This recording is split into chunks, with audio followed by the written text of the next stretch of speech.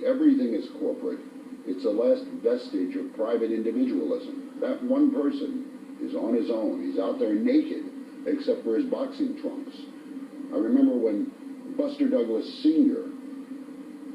had his manager always say, we're going to do this, and we're going to do this, and Buster said, where's he get that weed garbage?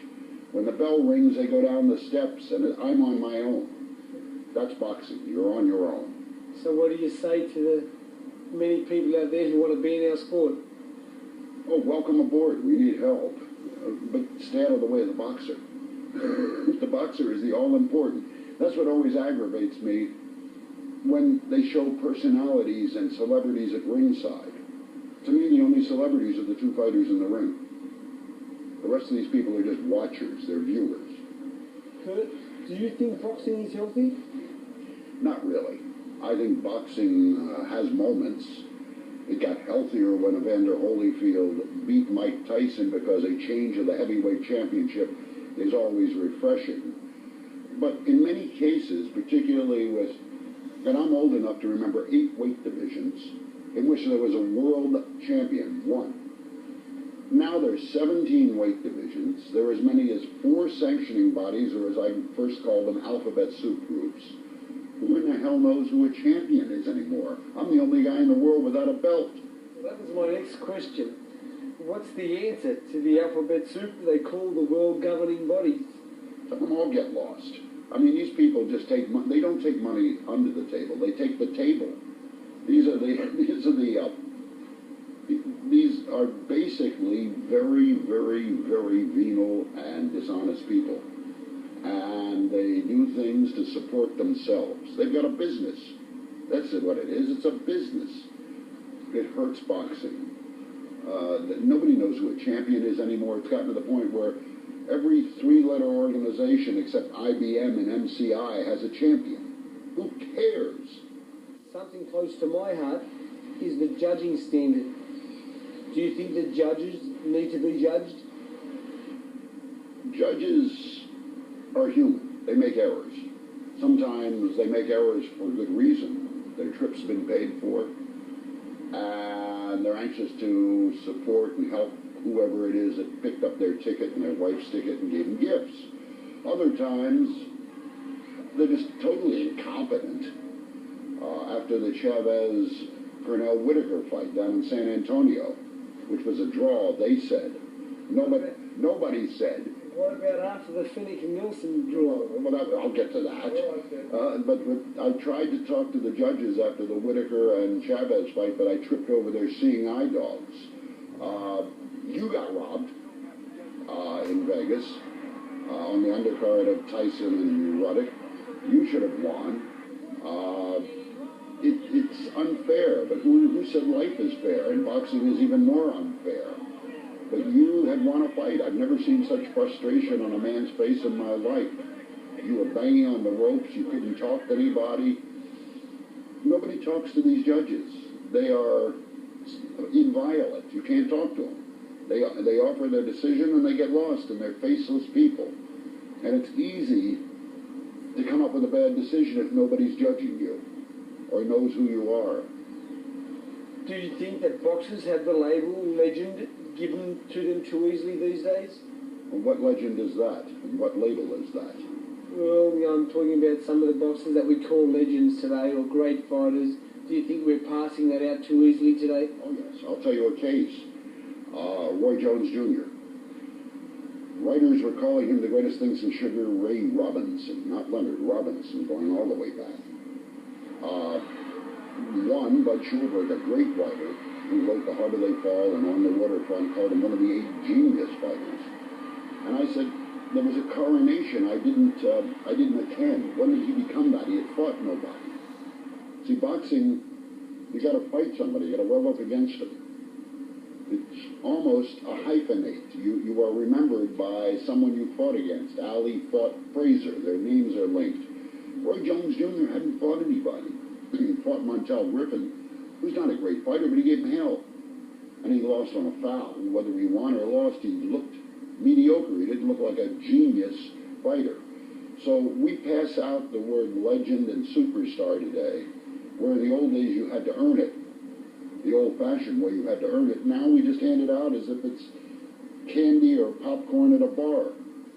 Who do you think is the most complete boxer of all time? Sugar Ray Robinson was the most complete fighter I ever saw. When I did my book, 100 Greatest Fighters of All Time, and rated them, he was number one. You left me out, Bert. You were on the cusp. I remember 100 years is a long time for 100 fighters.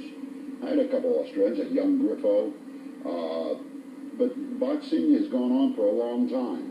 That's what my younger writing compatriots don't understand. They grew up with Muhammad Ali, therefore boxing started with Muhammad Ali. I think in a lot of cases, sports started when they turned on their TV set. They don't know what the hell went on yesterday. When we talk about boxing, we talk about the heavyweight division. Who is the greatest heavyweight of all time? I think the greatest heavyweight of all time was Jack Dempsey. Second, Joe Louis. Jack Dempsey had a left hook from hell. He had 25 first-round knockouts. He won the heavyweight championship from Jess Willard by knocking him down 7 times in the first round. The previous 2 fights, he fought the number 1 and number 2 and knocked them out in 18 seconds and 23 seconds. He was murder. Joe Louis, equally murder. Muhammad Ali, great. But he did everything wrong. He got away with it because of his speed. Held his hands too low, never went to the body. Barely, he less blocked and hugged you. But I like the old-time fighters because they had different disciplines, not skills, disciplines. Then I don't think today's fighter has the same drive and desire. Well, that's the next question I'm going to ask you. Many people today say that the fighters of the olden days were much tougher. What do you think? I don't know if they were much tougher, but they applied their trade and worked their trade. Maybe it's what the world has come to. We're all taking easy ways out. I'm not sure I don't. In the old days, they worked harder at what they were doing. Now we're looking for the easy, quick make and buck. And fighters were the same. Also, they came from more depressed areas. You know what it was like to come from that, but they all came from that before. And they knew that every fight was one more step up the ladder to acceptance. Now you get big bucks quickly, and what the hell do you fight for? Used to be you're fighting for chump change, and you had to fight. And you were fighting as many times as 20 times a year. Now, 1 or 2 times in your pocket, it's a different world. And what a fascinating character he was, and what great insight, Ray, he has into the sport of boxing. It makes you really enthusiastic, doesn't it? Yeah, he's certainly got a great way of describing things, Matthew, and he is, as they say, one of the most respected guys in boxing. He's got a great magazine, Fight Game magazine. Over the years, there have been many great fights in Australia. One of the best occurred just under 32 years ago when Lionel Rose faced Rocky Gattalari for the Australian bantamweight crown. Rose all scored heavily and right on the belt line with a savage left rip to the body. Gattalari trying to set his man in the neutral corner to throw the right hand, but Rose ducked away to the left side and wasn't there. Gattalari pouring away with 3 left hands. Couldn't do any business. A good left hand from Rose right on the cut above Gattalari's left eye was a good scoring punch. Gattalari moving in, looking for the left hand, throws the left hook, but Rose dancing away from it, wasn't there when the blow finally came. It was short. It was a round arm punch. Now they come in towards centre ring and hit each other. They're wrestling over in towards the neutral corner, and the referee calls on them to break as the bell sounds for the end of round 4. Rose looking the more businesslike of the 2 fighters, looking to try and pick his punches, but there was a good punch which he failed to pick from Gattalari, one which brushed his eyebrows and took some of the plastic skin which is on the Australian bantamweight champion's eyebrows away from that area of his face. Now Gattalari, 3 left leads, all of which Rose had no trouble in moving away from. Oh, jolting right hand by Rose, a good punch. Now he moves in with the right hand, setting Gattalari. He goes in, he takes the left hand. Left and right by Rose were 2 good punches, but Gattalari got in a solid left as Rose left himself a little bit open walking in. A right hand by Gattalari was a light punch. Now Rose bustles up to his man, looking to hit him with left and right, but fails to get the distance. Gattalari 2 left leads, falling just a little bit short. Rose a left lead which landed right on the eyebrow of Gattalari, but it was a light punch and didn't do terribly much damage. Gattalari still boxing his opponent, willing to trade punches. Tries with his left hand, but Rose with a beautiful head weave made a lot of them go into the air. In goes Gattalari's left with his head down now, trying to work in close, still busy with his fist, but there's a heavy left from Rose. and a left and right from Rose, and Gattalari is willing to trade punches back now. Still plenty of fight in Gattalari, despite the fact that he's marked badly around the face, and there's the bell for the end of round 9. Comes out swinging left hands, but Gattalari ducking down underneath him. Now it's Rose who rips Gattalari with the left hand underneath. They exchange left hands. Still that mound underneath Gattalari's eye looking bad, and that right hand from Rose wouldn't have done it any good. It was a good scoring punch, and another right hand, but that was a flicking right hand punch by that time by Rose. Gattalari hit him in the meantime with the left hand. Now Rose walking more up to Gattalari. Gattalari takes a left rip to the body by Rose, and a good punch it was too from the Australian bantamweight champion Lionel Rose. Now he races in and cuts Gattalari on the ear. They exchange left hands over near the red corner, and still the blood coming down from the cut over Gattalari's right eye, or his left eye rather, and they exchange left hands. Two good punches there, and Rose moves in left and right by Rose with good punches. Now he's starting to find the range, and the big bombs are starting to land home on Gattalari. He goes in and the chop down right missed as Gattalari moved inside the blow and came underneath. They work away to the body as Patrick, and a good right hand by Rose hit Gattalari hard on the whiskers there as he came in and went down. Another good right hand by Rose in the clinch was a good punch, and Gattalari showing the effects as Rose hits him again with a very solid right to the side of the head. Good punches by Rose as he walks in, trying to gain distance now and get in just that little bit closer to do those damaging punches. Now he walks in a lift left to the body, left to the head was a good punch by Rose as he throws Gattalari onto the ropes. Missed with the right hand, right and left by Rose. Good punches, sways Gattalari away and then hits him with a left rip to the side of the head. Gattalari throws the left hand, game as ever. Back at Rose, but Rose was ducking away. They start now for round 13, and Gattalari is taken with a left hand, but he's willing to fight back. Rose goes up to his opponent. Rose moving forward, crouching. Gattalari spears the left hand out as he backpedals. Gattalari taken on the ribs with a left rip there by Rose. Rose looking for a chance on his opponent. Gattalari goes left and right, and Rose lands with that left hook again. Over goes the right, lightly on Gattalari's cheek as he steps back. Gattalari keeps pegging away with that left hand, and Rose there was forced to withdraw his head. Back comes Rose with a flurry of lefts, and he has Gattalari retreating now at quite a pace. A flurry of left-handers. In goes Rose again, jabbing that left hand. Gattalari lands with the left, and Rose retaliates with the left to the face. Both men exchanging left hands here in this session. Rose goes in and a hard right, and down goes Gattalari. 1, 2, 3, 4, 5, 6, 7, 8. A mandatory 8 count, and Rose came in, and Patrick had to put one more on Gattalari.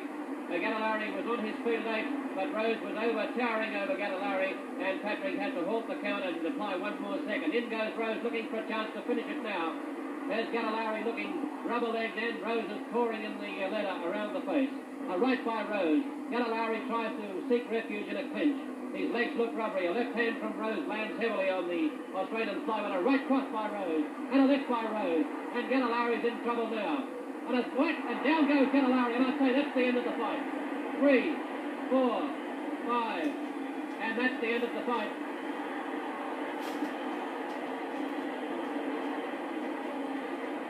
And Ray, you were actually there. What sort of hype was there in the build-up to that fight? Yeah, there was a big build-up there, Matthew, because Gattalari had beaten many well-rated fighters, and there were a lot of knockers at Gattalari. And Rose had been to Sydney and had some fights in Sydney, and everyone realised how good he was. And so when the night did come off, it was well attended. The place was filled up. And Rose, in his very next fight after that, went on to defeat Fighting Arata for the World Bantamweight title. Why was Lionel Rose so good, do you think? Well, he was blessed with everything as far as a fighter needs. He had every punch in the book. He was strong, he could punch, he could box, had all the moves, had a terrific eye, and he just blessed with everything. Yeah, he seemed to almost have, he didn't have a big punch. He only had, I think, about 12 knockouts in 50-odd fights, but he just seemed to have an instinct for the sport, didn't he? Yeah, well, he proved it too. After that fight, he went on to fight some of the really great fighters and defeated most of them. And, yeah, he was certainly one of Australia's all-time greats. And he's a lovely man. I can remember interviewing him once, and I don't think he realises himself that really he will go down as one of our great sporting heroes. Yeah, he's a terrific guy. If you've met him, and a lot of people have met him. He's a terrific bloke to talk to. There's no airs about him, and it's great to have a talk to him and just to get inside some of the fights he's had.